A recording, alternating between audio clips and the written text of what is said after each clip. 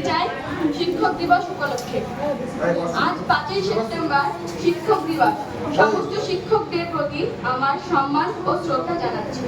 এই দিনটি একজন ছাত্র ও শিক্ষক উভয়ের কাছেই খুবই গুরুত্বপূর্ণ একটা দিন।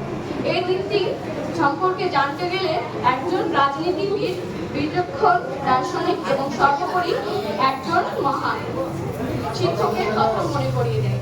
তিনি হলেন ডক্টর সর্বপল্লী রাধাকৃষ্ণন।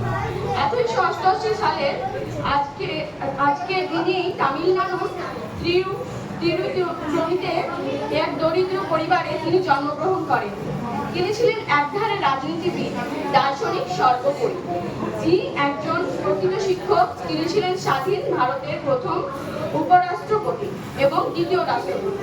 রাষ্ট্রপতি হওয়ার পর তার গুণমুগ্ধ ছাত্র ও বন্ধুরা 5ই সেপ্টেম্বর তার জন্মদিন পালন করতে চাইলে তিনি বলেন, জন্মদিনের পরিবর্তে শিক্ষক দিবস উদযাপন করলে আমি অধিক সম্মানিত বোধ করব।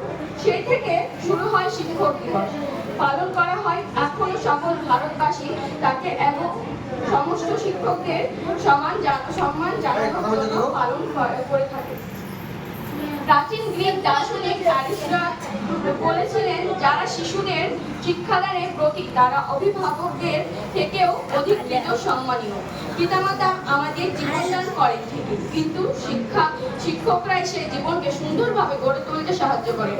একজন সফল মানুষের পেছনে শিক্ষকের যে গুরুত্বপূর্ণ ভূমিকা থাকে, শিক্ষা ছাড়া একটা জীবন প্রায় অচল।